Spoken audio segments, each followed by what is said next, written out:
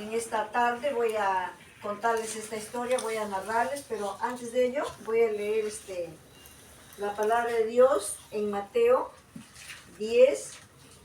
Abran en su Biblia Mateo 10, del verso 18 hasta el 20. Voy a leer.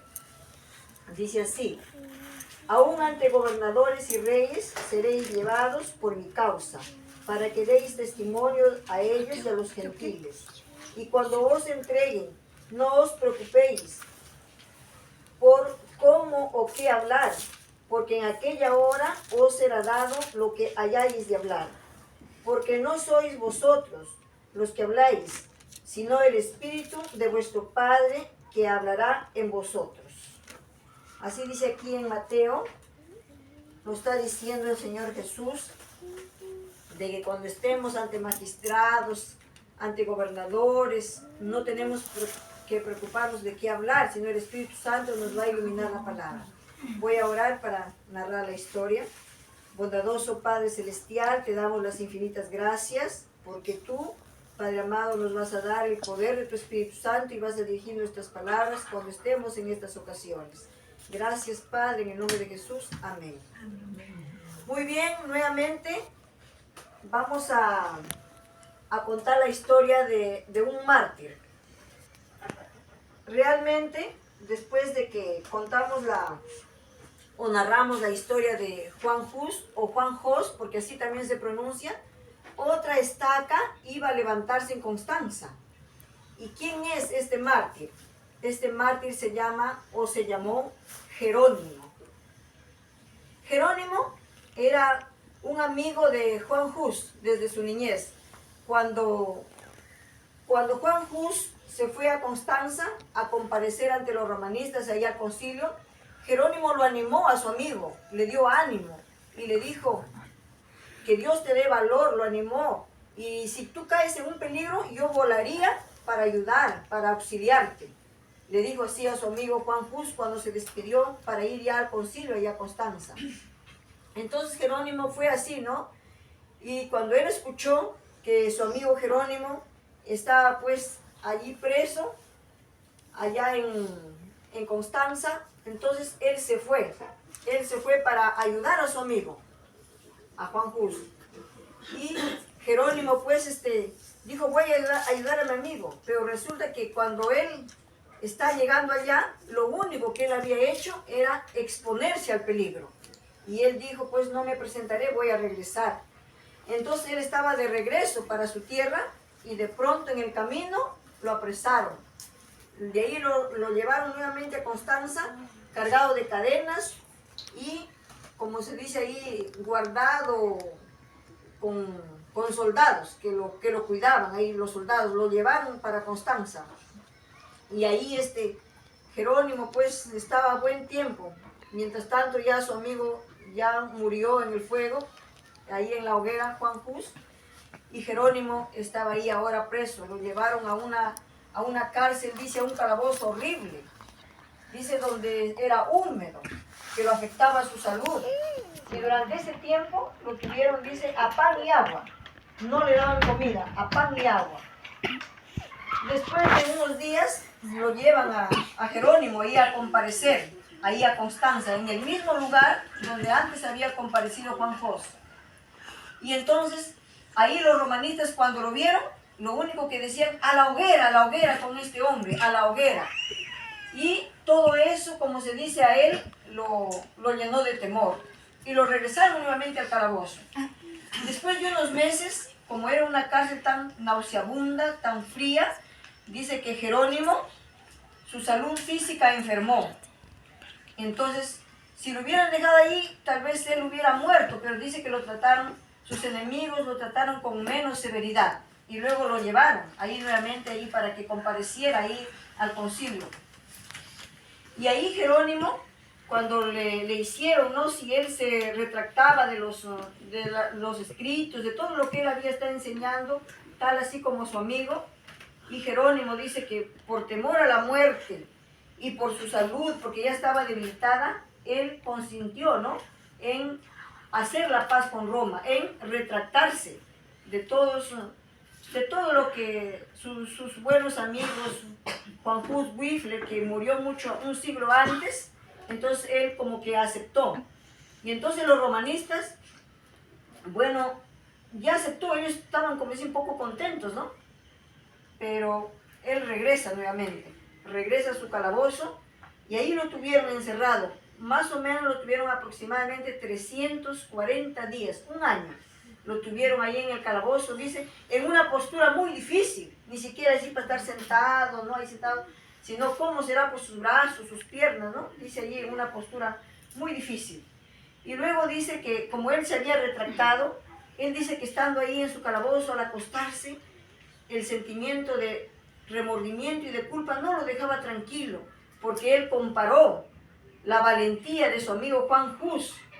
Y entonces, si yo ahora voy a negar entonces la fe de mi amigo por la que él luchó. Y esto él dijo, no, yo ahora no voy a desvirtuar lo que yo antes dije. Dijo él, ¿no? Mejor dicho, él iba a tomar como verdadero, como se dice, lo que, o injusto, ¿no? Se puede decir lo que era injusto, lo que ellos condenaron a Juan Hus. Porque él decidió en esta vez actuar con valentía y aceptar todas las doctrinas de Juan Hus y que él también las proclamaba. Y luego así, entonces, se fija nuevamente la fecha allí en Constanza, Alemania, y lo llevan a Juan Hus nuevamente. Y ahí Juan Hus desvirtuó todo lo que había dicho. Él dijo así, por temor a la muerte, yo había aceptado que era justa la sentencia que ustedes hicieron contra Juan Hus, pero ahora yo me arrepiento, dijo, y todo lo que Juan Hus predicó y publicó son ciertas, que yo lo acepto y yo lo proclamo, dijo él. Y en ese momento dijeron, aquí vemos al más obstinado de los herejes, ¿qué más queremos? Y con nuestros propios ojos estamos viendo a la hoguera, decían los romanistas. Y lo regresaron nuevamente a su calabozo. Pero dice que como Juan Hus había hablado con tanta claridad, porque él dice que antes de hablar ante los jueces, él se arrodilló, dice ahí en el concilio, y pidió al Dios del cielo que iluminara sus pensamientos de tal manera que no podía manchar la verdad. Y fue así como él expuso la palabra con tanta claridad, que sus enemigos se quedaron asombrados, porque como este hombre, casi un año ahí en la cárcel, no había leído, estaba en la oscuridad, sin embargo presentó sus argumentos con tanta claridad. Entonces sus enemigos dijeron, ellos pensaron así, a este hombre se le puede soltar, vamos a exigirle, vamos a obligarle para que él se retracte. Ellos ya no querían quemarlo o llevarlo a la hoguera, así como a Juan Hus, ya no querían llevarlo a la hoguera. Y ellos se habían quedado, pues, como se dice, sedientos, ¿no?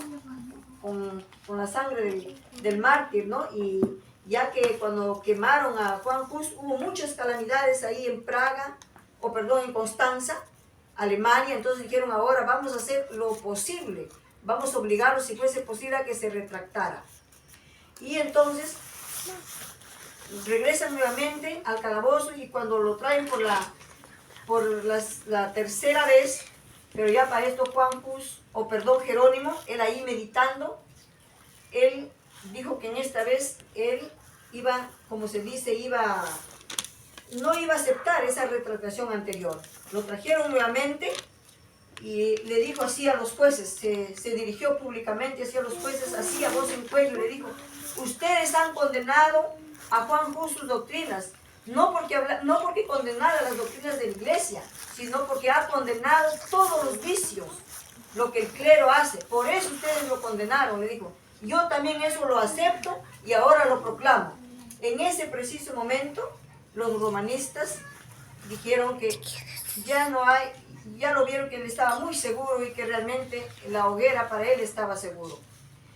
Y en uno de esos momentos, en uno de esos días, porque no fue en ese día que lo llevaron a la hoguera, ahí a su calabozo lo visitó, dice, un dignatario, ¿no? Y le dijo, ¿por qué no te adhieres al concilio y hace la paz con Roma? Y él le dijo, no, yo no voy a aceptar esas cosas, porque él ya veía, dice, que si él se retractaba, tenía que aceptar muchas cosas para estar en paz con Roma.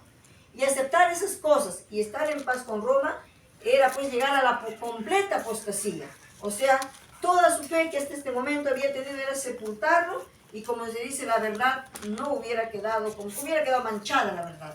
Y él dijo pues que no, él decidió que no. Entonces en ese momento este dignatario le dijo: bueno, estoy yo acá luchando por gusto, tú eres el más obstinado de los herejes, le dijeron. Se llegó el día, lo llevaron ahí al lugar de ejecución, donde el mismo Juan Hus ahí fue ejecutado, quemado, lo llevaron. Ya él estaba lleno del poder del Espíritu Santo, porque Dios le había dado ese valor. Porque ¿quién pues, estimados amigos, hermanos, soportar tamaña muerte, tamaña atrocidad, ser quemados vivos? Eso es el poder del Espíritu Santo que a Jerónimo lo llenó de valor. Y entonces se fijó la fecha y estaban ahí a los jueces, y entonces dice, para ir hasta el lugar de la ejecución, Jerónimo se fue cantando, dice. Bueno, no estaba mencionado ahí cuál fue el canto, pero dice que se fue cantando. Lo sentaron ahí para prender la hoguera, y uno, como se dice, el verdugo que iba a prender, dice que se puso detrás de Jerónimo. Y Jerónimo le dijo así: ven por delante, ¿acaso crees que tengo miedo? Prende la hoguera en mi delante. Si yo tendría miedo, no estaría aquí, dijo Jerónimo, con esa voz tan fuerte que los mismos enemigos se quedaron sorprendidos. Y en ese momento de prender la hoguera, Jerónimo, sus últimas palabras fueron una oración, y lo voy a leer acá. Aquí está la oración. Las últimas palabras que pronunció cuando las llamas lo envolvían fue una oración, y dijo así: Señor, Padre Todopoderoso, ten piedad de mí y perdóname mis pecados, porque tú sabes que siempre he amado tu verdad. Su voz dejó de oírse, pero sus labios siguieron murmurando la oración. Cuando el fuego hubo terminado su obra, las cenizas del mártir fueron recogidas juntamente con la tierra donde estaban esparcidas, y como los de Juan Hus, fueron arrojadas al Rin, ahí en Alemania. Se encuentra en El conflicto de los siglos, en su capítulo, Dos héroes de la Edad Media. Entonces, así fue como este mártir, Jerónimo, dio su vida por la verdad, por la palabra de Dios. Luego dice de que arrojaron sus cenizas al río Rin. Uno de los dignatarios, como se dice, celosos del Papa, dijo así, refiriéndose a Juan Hus y a Jerónimo: estos hombres se portaron con tal valentía para ir a la hoguera. Se prepararon, dice, como si iban a ir a una boda. Así se prepararon para ir a la hoguera. Ellos no sintieron temor, no tuvieron miedo, porque estaban llenos del poder del Espíritu Santo.